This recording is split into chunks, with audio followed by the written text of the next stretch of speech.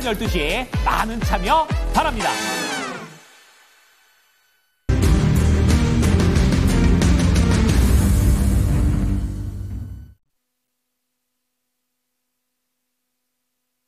네, 이슈 딥다이브 함께 하실까요? 헤르메스 스탁의 김시은 팀장 나와주셨고요. 미르경제연구소 정태근 이사 두 분 함께 하겠습니다. 어서 오십시오. 네, 안녕하세요. 네, 두 분과 오늘 저희 심도 깊게 얘기 나눠보겠습니다. 두 가지 주제 준비되어 있는데요. 첫 번째 먼저 확인해 보시죠. 네. 삼성 SDI와 LG 에너지 솔루션이 미국에서 LFP 라인을 깐다고 합니다. 그렇습니다. 이유는 뭔지 봤더니 GM에서 차값을 이제 내리려고 한다고 해요. 네. 그래서 기존에는 3원 개를 원래는 쓰려고 했었는데 비싸죠? 조금 더 저렴한 LFP로 교체를 해달라 요청을 하게 돼가지고 네. 그렇게 됐다고 합니다. 프리미엄 쪽은 3원 개를 아직까지는 쓰고 있는 것 같고 약간 중저가는 LFP로 재편을 하고 있는데 그렇죠. BRD가 또 이제 가격 내리겠다고 했잖아요. 네. 네, 본격적인 이제 전기차의 가격 경쟁이 진행이 되는 구간에서 어떤 의미가 있을까? 김신 팀장님 먼저 말씀해 주실까요?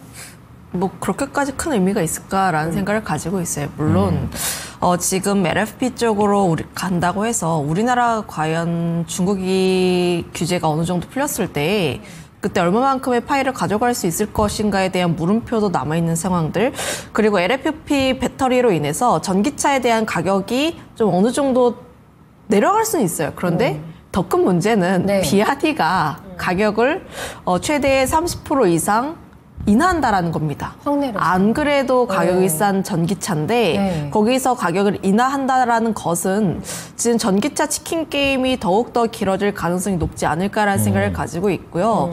그거에 따라서 실제 뭐 실적이 가시화가 되기까지는 조금 더 확인을 해봐야 하는 시점이 아닌가라는 생각을 가지고 있어요.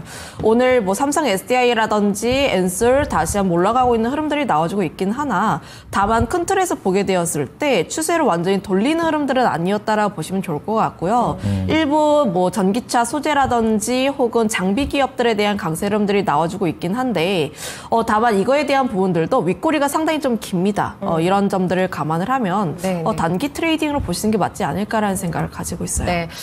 조금 아쉬운 게 사실 거래가 또 이쪽으로 많지는 않고 보니까 수급이 또 이동은 아직 안 하고 있어요. 그렇죠. 그래서 반신반의하다고 얘기해 주시면서 LFP는 별 의미 없다라고 딱 잘라주셨단 말이에요. 그러면은 정말 의미 있는 뭔가의 캐즘 돌파구는 뭐라고 보실지 궁금하네요.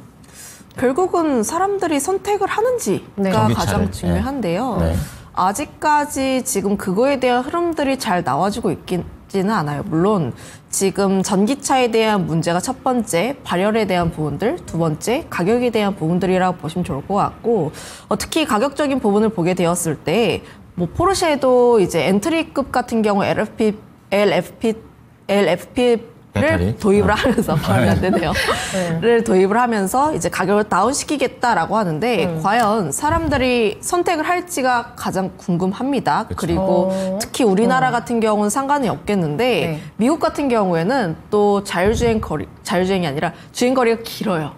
좀 오래 가야 하는데 거기서 LFP가 실제 사람들의 선택을 많이 받을까? 이런 생각을 가지고 있어서 포르쉐 살 정도면은 가격 크게 신경 안 쓰실 것 같은데, 그렇죠? 그죠. 이제 보통 그런 단가가 높은 차를 살 때는 브랜드 이미지를 보고 사는 거죠. 그러니까요. 그런데 거기 이런 점들을 감안을 하면 아직은 확인을 해보자 말씀드리겠습니다. 네, 최근에 하이브리드로 바꾸셨죠. 아직은 네. 전기차가 미덥지 않으신 건가요? 의심이 많아서 그쵸. 네, 충분히 타시고 그다음에 네. 전기차 들어가는 그러니까 아까 가격하고 그런 결정에 있어서 그게 중요하다고 해주셨는데 매우 중요하죠. 사실 저희만 해도 딱 이렇게 사기가 아직은 조금 그렇죠. 네, 전기차를. 그렇습니다. 네. 하이브리드요? 네. 네, 비싸죠. 그래서 작은 하이브리드로 작은 하나 거. 오래 타셔야겠네요. 조그만한 거. 예. 자, 그러면요. 이번에 이 얘기를 하다 보니까 갑자기 머릿속에 떠오르는 게 중국 굴기. 약간 LG 디스플레이 생각나고 막 이러는 것 같아요. 이사님께서는 이러한 부분에 대해서 LF 라인 어떻게 생각하세요?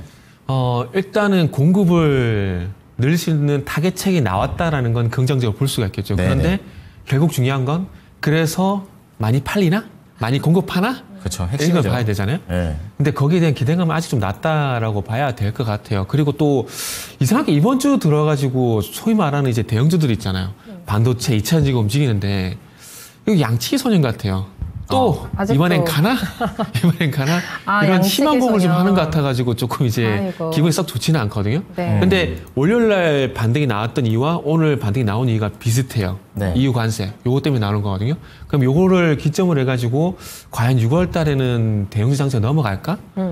요게 아마 이제 앞으로 6월 달 이제 관전 포인트가 될 것 같아요. 그렇게 된다라면 이제 아마 뭐 지수 대형주 장세로 넘어간다는 얘기거든요. 네. 그렇게 된다라면은 뭐 좀 얘기가 좀 세버렸는데 뭐 조선 방산이 일단 자금이 빠져나갈까 안 나갈까 그런 걱정도 해야 되는 것들이고 그러면은 반도체 2차전지로 가게 되면 또 어떤 종목을 선택해야 될 건가 이런 정말 머리 아픈 고민을 할 수밖에 없는 그런 상황인 거죠. 네. 네, 그래서 다시 원점으로 돌아오게 되면은 네. 그래서 이제 많이 살 건가 이게 관건인데 지금 어쨌든 LFP 배터리는 이제 원가적인 측면이다, 공급적인 측면이에요. 가격을 다운시킬 수 있는 부분들이니까 그러면은 가격이 좀 다운이 되게 되면은 당연히 구매력은 좀 올라갈 수가 있겠죠.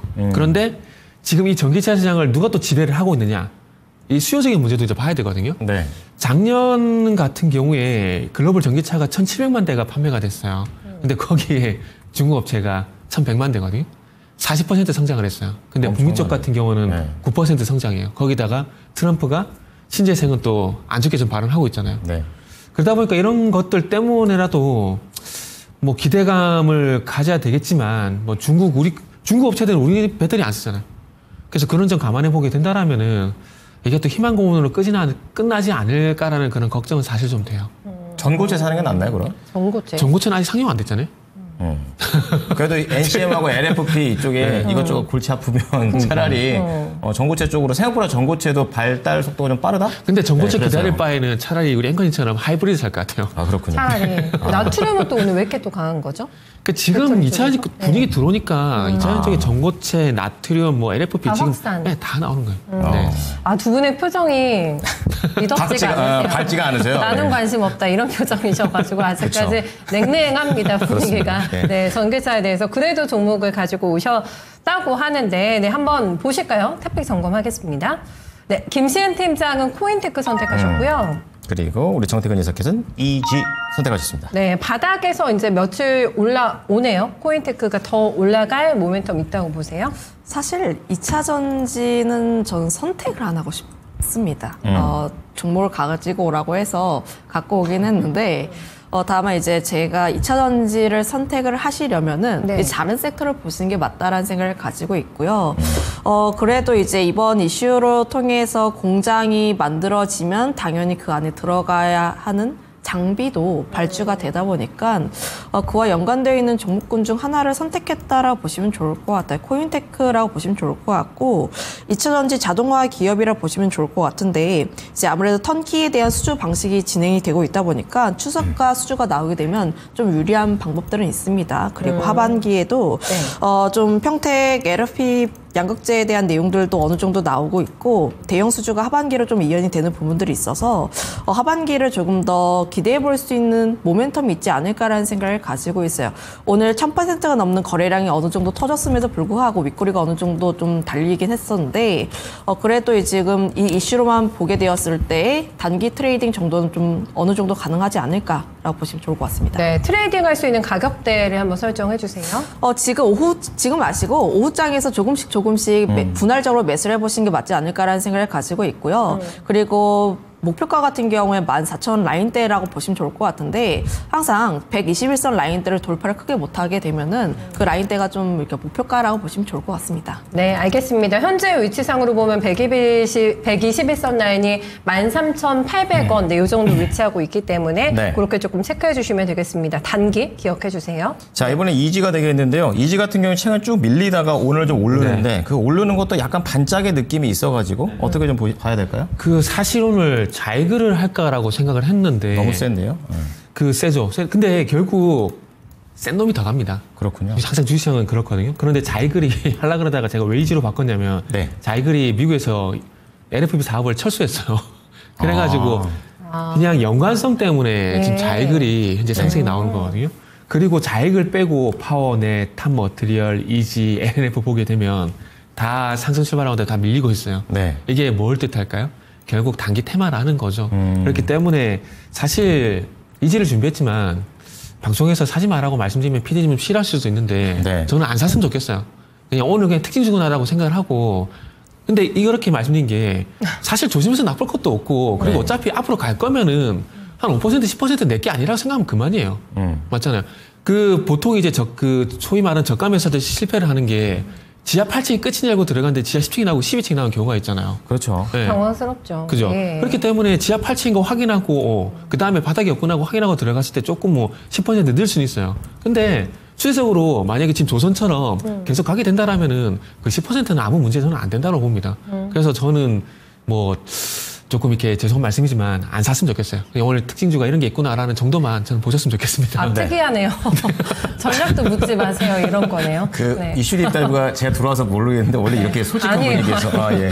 처음에 당혹스럽네요. 아, 그러네. 없음입니다. 자, 한마디로 특징주 원래 없음. 그러진 않았어요. 잘 관심주. 정리를 네, 잘 정리를 해드리자면 업황 확인용 그런 종목이다 이렇게 좀 얘기를 하면서 이지까지 말씀드려보겠습니다. 네, 확실하게 이제 확인하고 가자는 두 분의 말씀이세요. 네, 그쵸. 아직까지는 반신반의하기 때문에 조금 더 2차 전지는 지켜보시죠. 일단 두 분의 표는 그렇습니다. 네, 좋습니다. 두 번째 이슈로 저희 넘어가 볼까요?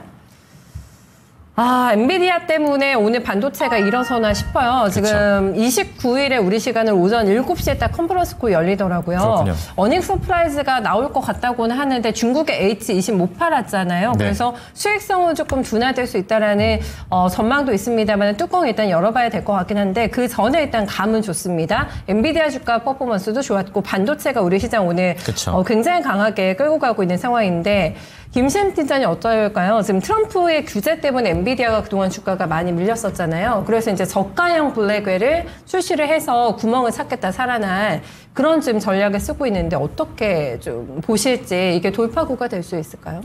일단 반응을 한번 봐야 할 것 같아요. 항상 엔비디아 같은 경우에는 실적 발표와 가이던스가 잘 나왔음에도 불구하고 항상 1년 동안의 흐름들을 보시면 그렇게까지 잘 움직였나? 이전만큼의 퍼포먼스를 보여줬는가? 하는 물음표가 항상 생겼습니다. 박스권 라인대에서의 움직임이 계속 나와주고 있는데 아무래도 관건 같은 경우에는 중국 쪽에 좀 못 팔다 보니까 평가 손실이 좀 어느 정도 반영이 되고 그거에 따라서 총 이익률 자체가 기존 가이던스가 70%대였는데 58%대까지 떨어질 수 있다라는 내용들이 나와주고 있어요. 네, 그럼 네. 시장에서 이거에 대한 반영을 어떻게 해석할 것인가? 이거는 뚜껑을 열어봐야 될 것 같아가지고 네.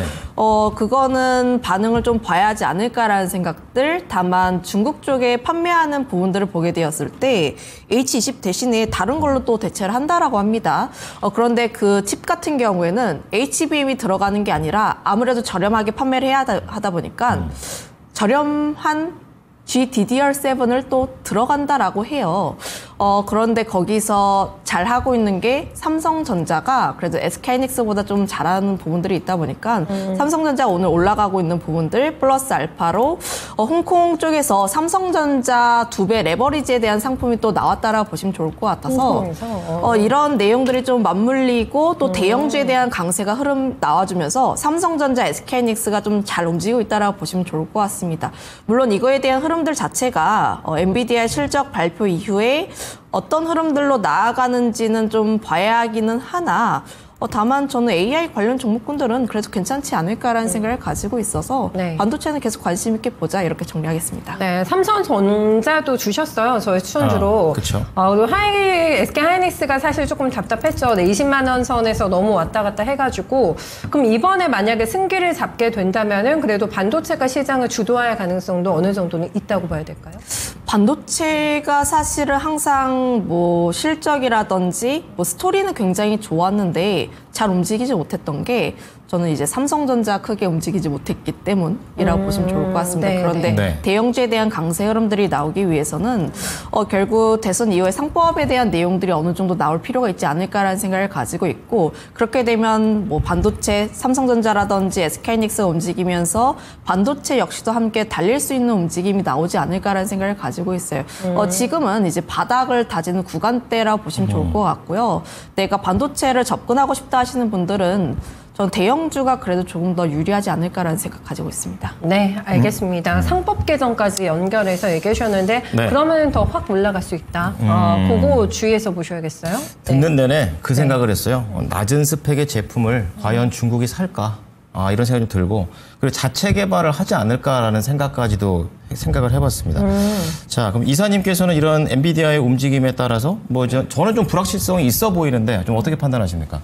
불확실성은 계속 있죠. 그 트럼프가 계속 대통령을 어쨌든 4년이긴 하지만 계속 임기를 가져간다는 점 자체가 일단은 뭐 엔비디아뿐만 아니라 미국 기업들 전반적으로 다 리스크라고 봐야 될 것 같아요.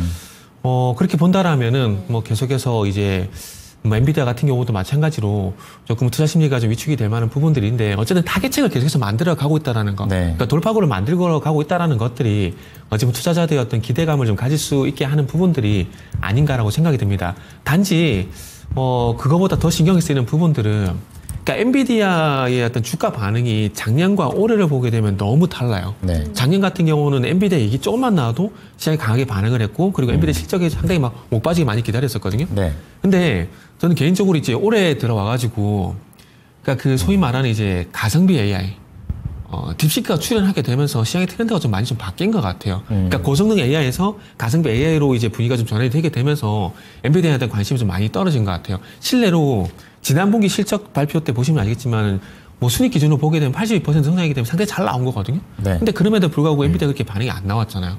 이번에 순익 기준으로 보게 되면 66% 성장이거든요.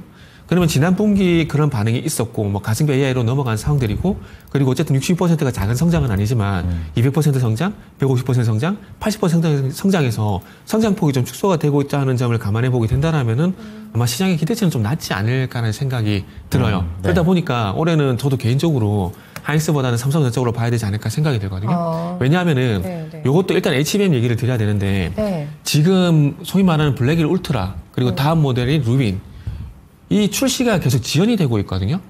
그러면 이게 출시가 된다라는 건 거기에 들어가는 고성능 HBM, 그러니까 HBM 3 12단 그리고 HBM 4 이런 것들이 이제 그 블랙 울트라 루빈이 나와야 그게 탑재가 되게 되고 그게 하이닉스 매출이 잡히게 될 거거든요.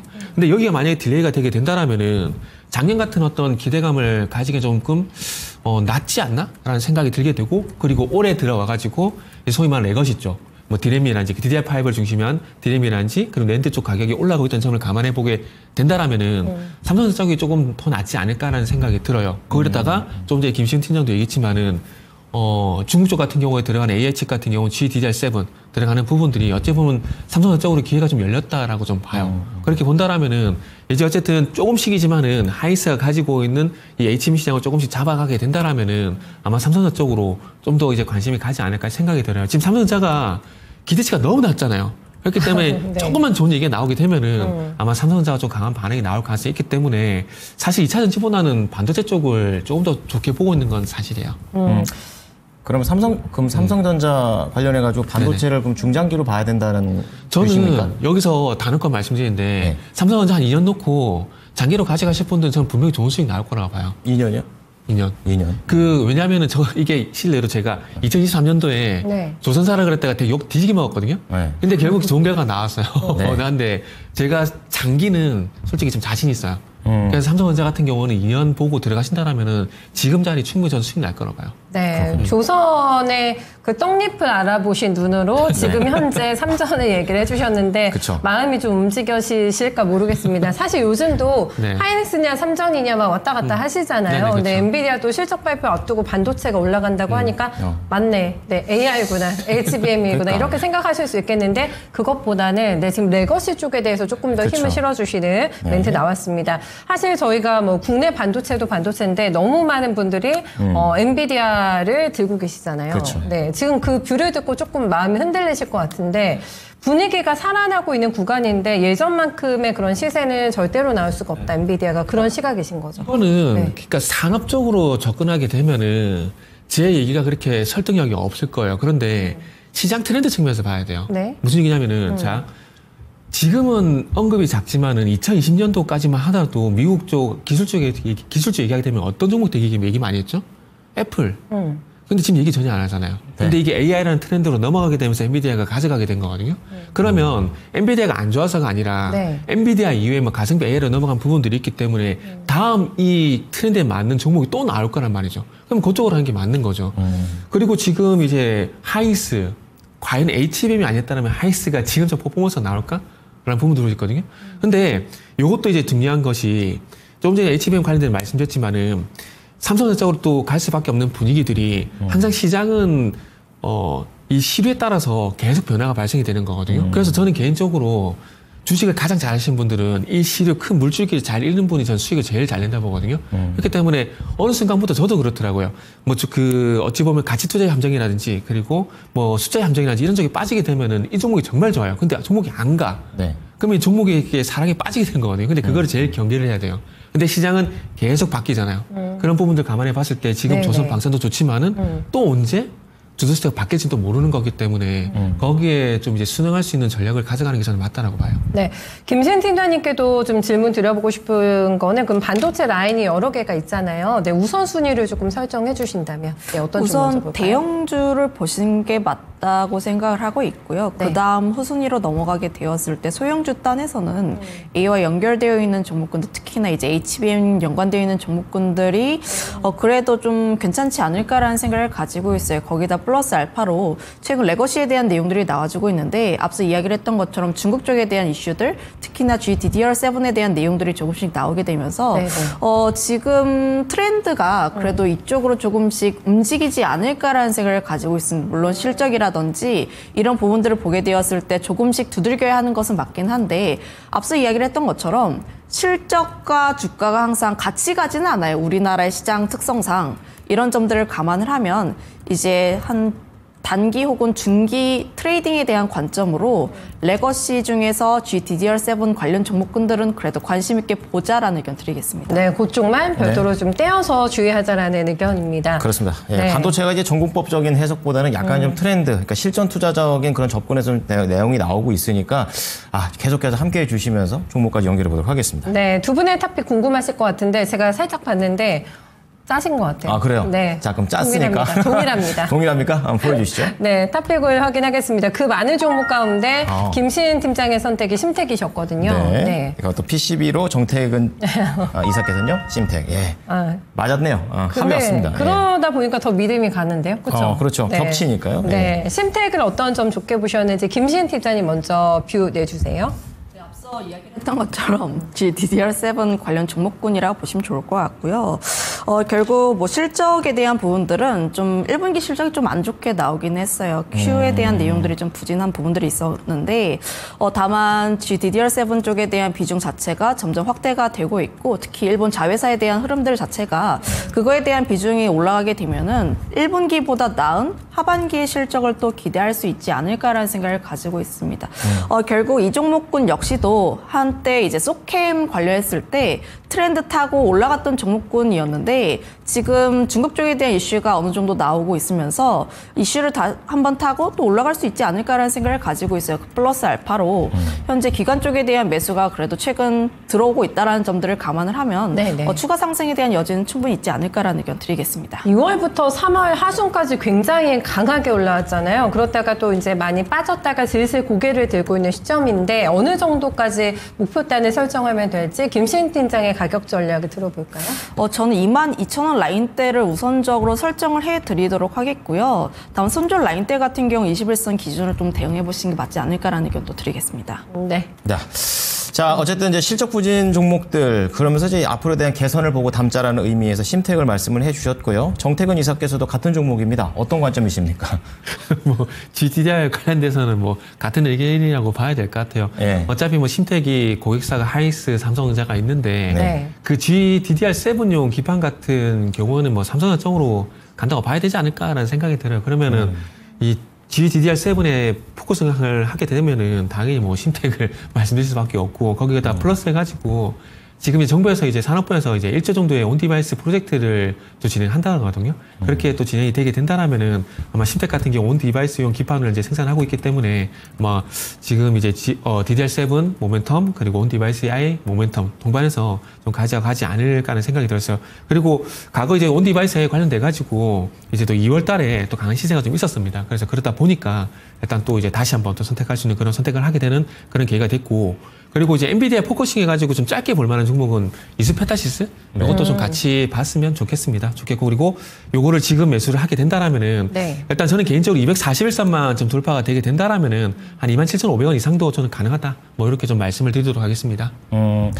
궁금한 것은 우선 정책, 그러니까 대선이 이제 코앞이잖아요. 근데 그런 관점에서의 파괴력은 어느 정도 있을 거라고 생각하세요? 저는 개인적으로 지수 대응 장세를 언제 넘어갈까를 계속해서 지금 뭐 모색을 하고 있는데 네. 첫 번째가 이제 올해 이제 공매도가 제기가 됐을 때 되지 않을까 생각했는데 일단 안 됐어요. 그러면은 이제 그 다음은 대선이 좀 되지 않을까라고 생각을 하고 있거든요. 그러다 보니까 일단은 그렇게 생각한 이유가 자 이번 주 관세에 대한 이슈가 나오게 되면서 대형주가 어쨌든 반응이 나오고 있어요. 그럼 대외적으로 관세에 대한 리스크가 조금 하락을 하게 되고 그리고 한국은행에서 금리를 하게 되고 그러면서 새로운 정부가 들어오게 되면서 경기 부양책에 대한 얘기가 나오게 되면은 한국 경제의 어떤 체력, 한국 경제의 어떤 기대치가 좀 올라가게 된다라면은 네. 아마 외국인들이 다시 괜찮다. 오지 않을까라는 예. 그런 생각이 들고 그렇게 된다라면은 아마 지수 조심스럽지만 그때는 지수 대형주 상승으로 넘어가지 않을까라는 그런 기대를 알겠습니다. 개인적으로 좀 하고 있습니다. 네. 자, 심택에 대한 이런 정책적인 부분까지 짚어드렸습니다. 자, 오늘 두 분과 인사드리겠습니다. 오늘 말씀 감사합니다. 네, 수고 많으셨습니다. 네, 사실 오늘 같은 날은 좋아 보이는 게 너무 많아서 고르기 힘들죠. 고르기가 힘들다라는 네. 생각도 좀 하실 것 같은데 투자하기에 좋은 환경입니다. 여기에서 더 많은 수익을 내가 얻어내기 위해서는 남들보다 한 발 더 빠른 스피드와 또 통찰력이 중요하지 않을까 그럼요. 싶은데 오늘의 거인이 저희 이재필 전문가시잖아요. 아, 제대로 네. 걸렸네요. 네, 이분께서도 저 이재필 전문가님께서도 썸머를 충분히 기대해보자라는 의견을 가지고 계시다고 하는데요. 어떻게 이 장을 활용하면 좋을지 팁 함께 들어보시겠습니다. 네, 이재필 전문가 만나보시죠.